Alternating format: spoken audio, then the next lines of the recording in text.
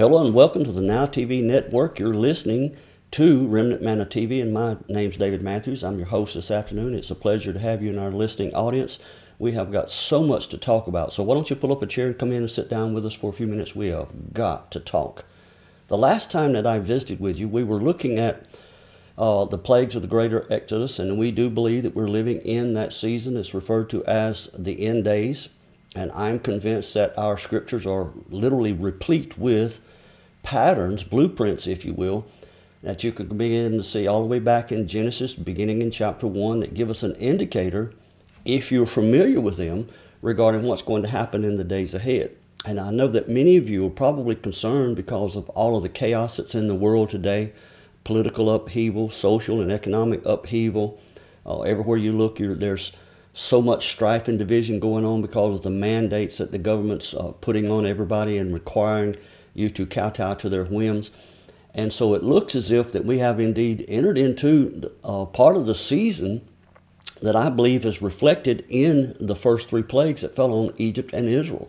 And that's why I wanted to begin to share with you some of the things that I believe are very pertinent to the season that we're living in. And in our last session, we looked at who our deliverer is, and that pattern was seen in Moses as the quote-unquote deliverer of Israel. We know that he was a foreshadow, if you will, of the Messiah. And so I had to ask you the question in our last session, who do you presume to be the coming deliverer of the body of believers in the days ahead? Now, that's predicated upon whether or not you believe that you're going to get out of here, if you will, in what's called the rapture, which I believe is one of the most damnable doctrines that's ever been taught to the body of Messiah, because those that have taught that and are currently teaching it are not preparing you for the chaos, the devastation that's coming our way like a runaway freight train. And if you go back and consider these patterns that we're talking about, you'll find that there is actually no indicator of a season in the future when the believing community is going to be taken out of the earth while the wicked's judged. In fact, the only pattern that I can see is exactly opposite of that, and that's in Genesis chapter 6 regarding the story of Noah, when you find Noah and his family, 7 individuals, 8 total, including Noah, were protected inside the ark. They were left here in the earth while chaos ensued, the earth was judged, and the wicked were taken out. And I want to remind you in Matthew 24, regarding these end days, verse 37, the Messiah says, as it was in the days of Noah, so shall it be also in the days of the coming of the Son of Man. So it leads me to believe that we need to be familiar with these types and shadows, these patterns, if you will, if you want to understand what's going to happen. Now, as I alluded to earlier, we were talking about in our last session with you, and we were trying to lay a foundation because there's so much material that we wanted to cover. In fact, I have my latest book just came out, and it's called The Exodus Keys, Unlocking the Mysteries of the Great Tribulation. And if you want more information regarding what I'm sharing with you this afternoon, and I know that's a shameless plug, but I think that you should get that book because it reveals the things that are happening around us in society. It reveals the position that the world government should have taken to implement what we commonly refer to as a one world order, how that's going to affect you as an individual, how it's going to affect the believing community, how the world and the believing community are going to be polarized in opposition one to another. And so you need to find out what's going to happen so that you can be an effective tool in the hand of our Creator. And that's why I focused last session on Psalm 110 verse 1, and that verse says, sit thou, and this is the Father speaking in the first person, and he's speaking to the Messiah. But I also believe that there's another entity that's hidden there that he's speaking to and referencing as well, and we'll get into that because as I began to in the last session, I wanted to break that down in the Hebrew language so that you can see exactly who's being referenced. Now, why the Hebrew language? Well, let me just share this with you. It does not matter today what translation you are currently looking in, whether it's the King James, whether it's the New King James, the New Living Bible, the Message Bible, whether it's in Spanish, English, or any other translation aside from the Hebrew, you will find if you will look.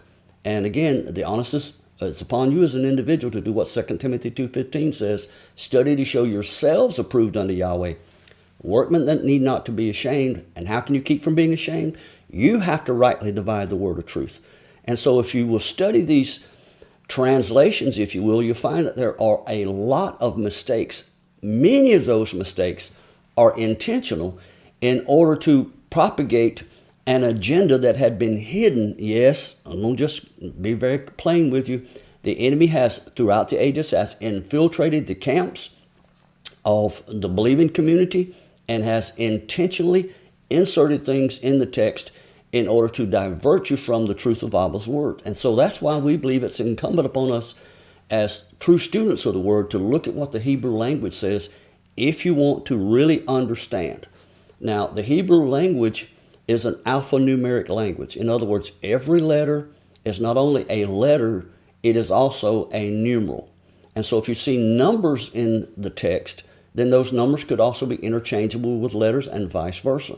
Incidentally, the Hebrew language also has musical frequencies. It has a musical note assigned to it. It was originally intended to be sung, and you can see that again here in the Psalms, as we know very well that King David was the foremost psalmist in the earth at that particular time. Now, let me read Psalm 110, verse 1 for you, and then we're going to break it down, and we're going to see how these patterns are going to be revealed for us in the days ahead. And I believe as we break it apart, it will help you to find out who the believing community is, what the role of the believing community as the bride of Messiah is, and then prayerfully it will help you as an individual to wallow yourself out of spots so that you can find out exactly what part of the body you are. Now, Psalm 110 verse 1 says, "Sit thou at my right hand until I make thine enemies your footstool."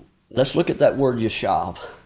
In the Hebrew language, that word yeshav is the Hebrew equivalent of the word sit. And it means to point toward the union of the bride and her husband as the point at which whomever is at the right hand here of the Father becomes visible or manifest. And if you look at the way that it's referenced here, you'll find that the Father is indicating that Yeshua is going to be here at the right hand until his enemies are subjugated or made his footstool. Now, it's interesting because we understand throughout the New Testament that we are admonished to put on Messiah, Messiah being a garment. We know that he was the Word manifest in the earth. So you literally put on, if you will, the cloak of the Messiah or the cloak of his Word. And so it's interesting because we understand that as the bride, according to John 7:38, we're told that he that believeth on Messiah, Yeshua spoke this himself, as the scripture has said, out of his belly shall flow rivers of living water. And that's why I believe it's, again, incumbent upon us to go back to the original language, to frame it in its proper context so that we can find out what these words actually mean. Now, again, let's look at that word for right. Sit thou on my right hand or at my right hand. In Hebrew, it's the word yamin. And it is, as you see here, very plainly associated with the right hand. The right hand throughout Scripture was the hand that was associated, or the position that was associated with the firstborn, with covenant, with authority, and with blessing. Now, if you look at the root of that word, it's spelled in Hebrew with yod mem yod nun. The root of it is the word aman. And that word aman means to trust, to place your trust in someone.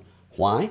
Because they have earned it. Trust does not come without one having earned it. And so you place your trust in someone who has already demonstrated their ability to produce a skilled work, to be in agreement with what you have stipulated, to be faithful to what you have spoken, that they are fully reliable, and therefore they are able to bring under their care, just like you brought them under your care, whatever it is that you have entrusted them with or charged them with. Now, it seems then to infer that our Messiah, sitting at this right hand, has, in the process of garmenting, if you'll allow me that term, another entity, placing himself in wrapping,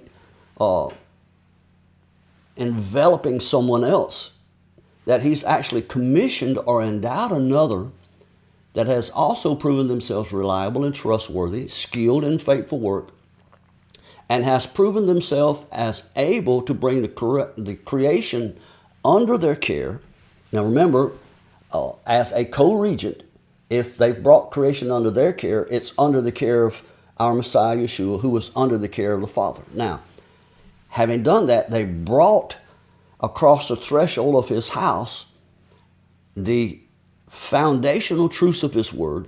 They've established his house in the earth by virtue of what was declared out of their mouth, and their actions have proven it.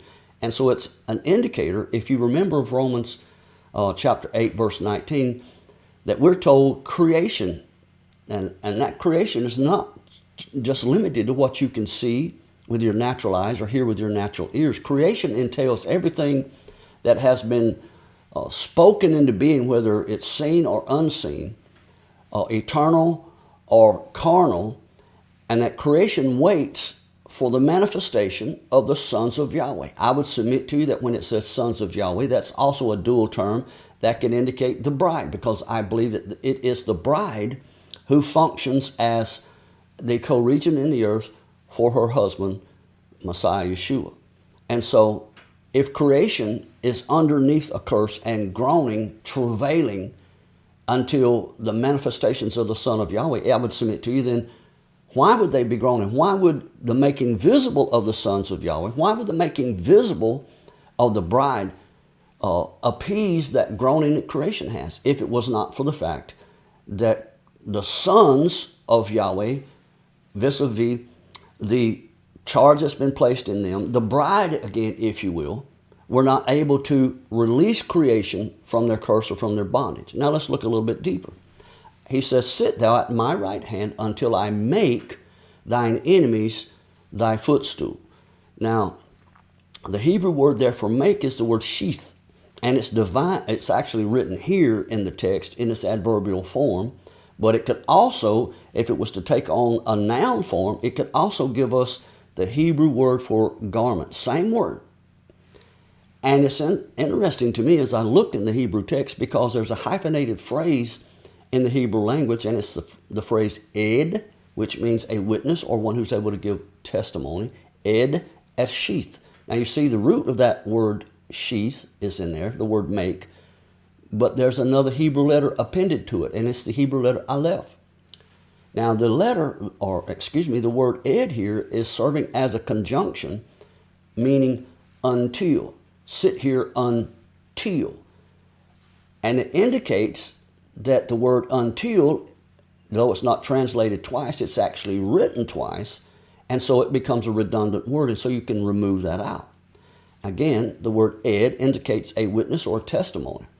And once you put that Hebrew letter aleph to the front of that word, sheath, ed, a sheath, it gives us third person, future tense, indicating I will. At some point in the future, I will. I am going to do this. This is Yahweh speaking to the Messiah who's at his right hand. He says, I will. I'm going to do something. Remember that word sheath also indicates a garment.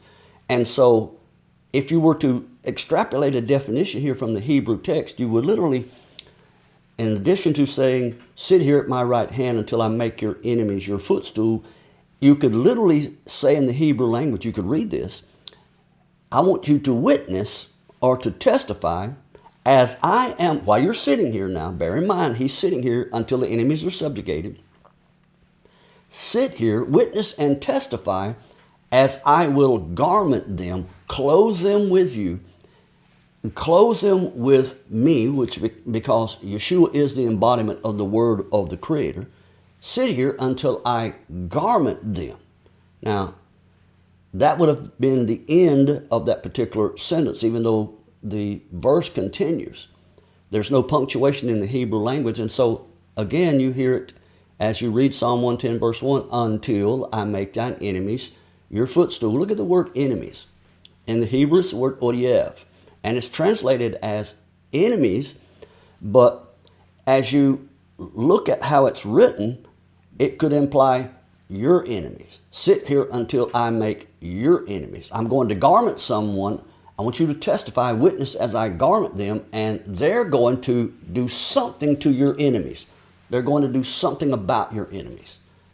And we know that someone has to subjugate the enemies until, as long as Messiah's sitting at the right hand of the Father. Now, until I make your enemies your footstool. In Hebrew, that phrase is regel ha'adam, ha'adam la rageleka, and I probably did not do the Hebrew justice there, but it can actually be translated as your enemies are your footstool. Now this is interesting because it adds an entirely different viewpoint to what I believe is an amazingly powerful revelation. As you see in the text, Psalm 110, verse 1, and you see it in a number of different places in the New Testament quoted verbatim, it seems that our Messiah is occupying a specific place in the heavens, the right hand of the Creator, in order that, or while his ambassador, his co-regent, the sent ones on the earth, and I believe that that's specifically indicating the bride, who has been clothed in a messianic role as the living word, the one out of whom out of their belly will flow the living waters of his word. And I believe that he, the Messiah, is called to witness as Yahweh, the Father, the Creator, garments her. And so it could literally result in a different translation in the Hebrew text than what you see in the King James English. It could literally say this: your enemies sit here while your enemies have now become your, plural form, indicating the Messiah and the bride, while your enemies have become your footstool. This is powerful because you were created for this day that you're living in right now. Whether you measure up to the responsibility that Abba has given you, whether you can be found trusted or faithful, I don't understand how people could shirk their responsibilities when they know that there's absolutely no way that the enemy can overwhelm the bride. There's no way that we're going to leave out of here weak and beaten down, overwhelmed, downtrodden. When the body of Messiah is translated into the new millennium, into the kingdom of creation for eternity, we're going to enter into that millennial reign as a powerful entity that has already proven the world is going to be shaken, and it's simply because we raised the standard of his word in the earth. Now, let me share this with you. Many people, again, feel like the rapture is going to take place and that they'll be taken out of here before any of these things happen, before any of these plagues happen. And by the way, we haven't really even touched the plagues yet. I'm still trying to lay a foundation. But let me share this with you. The Father will never do for you what you should be able to do for yourself first. Are you hearing me? And so I want to tell you, and I want to say this as plainly as I can. I want to be as kind to you as I can. But we need to grow up and take responsibility for walking in righteousness ourselves, or else how can we ever be proven as faithful in the days that are ahead? Now let me share this with you. It's an established fact, and nobody will argue with me. Even in the New Testament, we're told that judgment is going to begin first at his house. Now, judgment does one of two things. It is there to prove who needs to be punished or to decide who needs to be vindicated or exonerated. And I submit to you that if you're walking in righteousness and you're demonstrating the power of Yahweh's word, that you're going to be vindicated in the days ahead while all of the chaos that you see is vomited out on the earth. Now, how does what I've shared with you regarding who is going to be an instrument or the instrument in the hands of the Father as a purported deliverer in the days ahead, how does this affect how we look at these plagues that we see coming in the book of Revelation? You can see it in Joel. You can see it in Zechariah. You can see where Daniel talks about it. But if you want to go back and look at the original pattern, you have to go back to the Exodus plagues and look at those examples.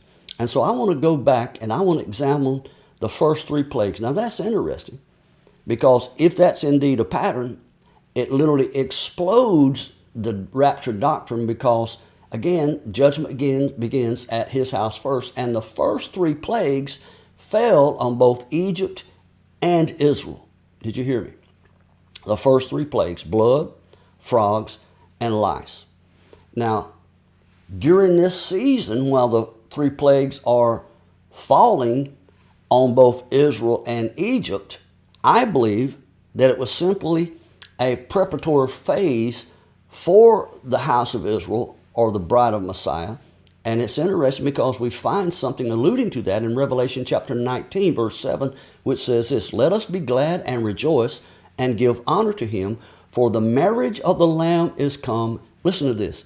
"And his wife has made herself ready." Did you hear that? His wife, his bride, has made herself ready.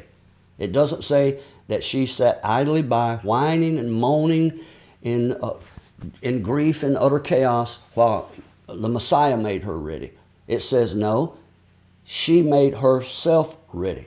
Now, as we look at that, you have to ask yourself, why was it that Israel, along with Egypt, had to experience these plagues? Let me read for you Exodus chapter 7, verse 17.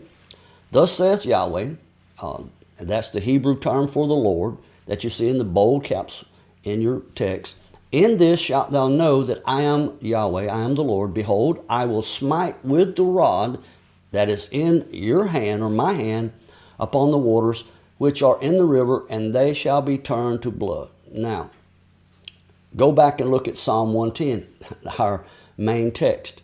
Look in verse 2. It says, "Yahweh, or the Lord, shall send the rod of his strength out of Zion. Rule thou in the midst of thine enemies." And so you have to once again ask yourself, who is this rod? It seems as if this rod was a symbol of royalty, the symbol of authority. But again, pay attention, it's also a symbol of authority and the ability to mete out judgment. And it's interesting because our Creator, Yahweh himself, the Lord, if you will, is speaking in the first person. "I will smite with the rod that's in my hand." Who is this rod? Now, you have to put this in its proper context in order to frame where we're going. If you look at the Hebrew word for rod, it's the word mate, but it's written in Hebrew with the Hebrew letter bait appended to the front of it. But mate, the bait, Hebrew letter bait, indicating in or with, but it can also reference the bride.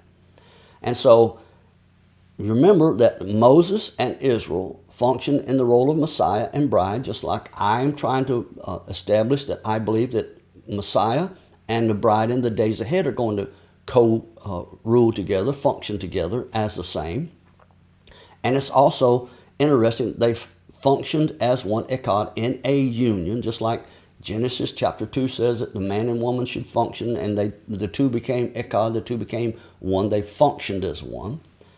And it's also interesting because that word rod that's translated there as a rod or scepter could indicate a branch. So the house or the bride has the scepter, has the rod, just like you see Moshe has the rod in our text there back in Exodus. And so I would submit to you that it's not a stretch of faith. And surely you can't accuse me of being blasphemous while I'm trying to share with you that I believe the bride is going to function in a future Mosaic Messiah-type role in the earth when these plagues begin to be vomited out upon creation. And I know for a lot of you that's hard to believe, but go back and read 1 Corinthians chapter 6. And there's a measure of incredulity that's in that text as the Apostle Paul says, "What? Don't you know that you will judge angels?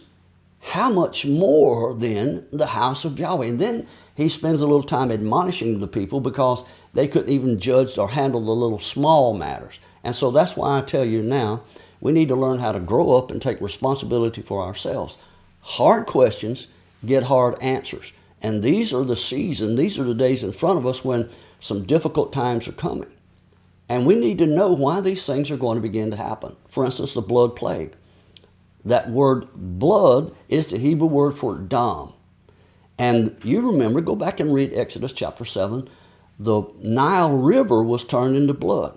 Well, that's interesting because go back and read the encounters there in the book of Exodus and then look at the pattern there in Revelation, and you see that blood once again is going to be poured out. Vials of blood, bowls are going to be poured out. Well, in that particular instance, they were poured out on the Nile River. And anybody that studies the plagues will tell you that each one of those 10 plagues was actually a judgment on a specific or particular god that the Egyptians worshipped. In this instance, the Nile River was represented by the god of the dead called Osiris, which was a green-skinned god of the underworld.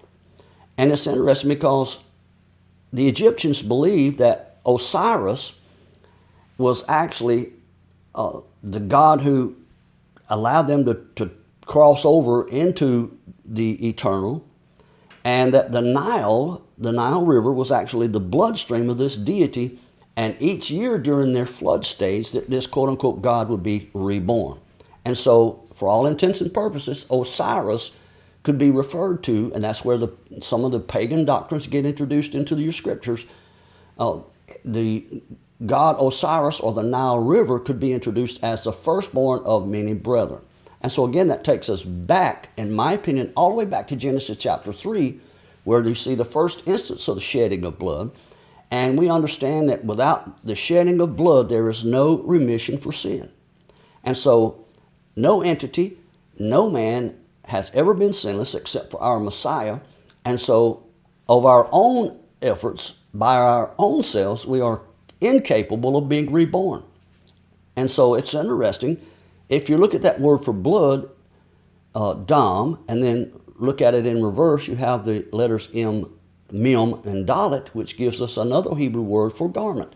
And so it's interesting because I believe that there initially was a garment of light that shielded the Adam, and after the fall, that light changed into a blood garment. Now, this blood plague, in my opinion, that fell on Israel and Egypt was actually a call to true repentance and a return to faith in the shed blood of Messiah, not just looking at the shedding of the blood of bulls and goats, because the shedding of the blood of bulls and goats cannot produce a born-again experience. And so there's a contrast here between that Levitical order and the Melchizedek order as a living sacrifice. And by the way, we're admonished, go back and read Romans chapter 12, we're admonished to present ourselves living sacrifices.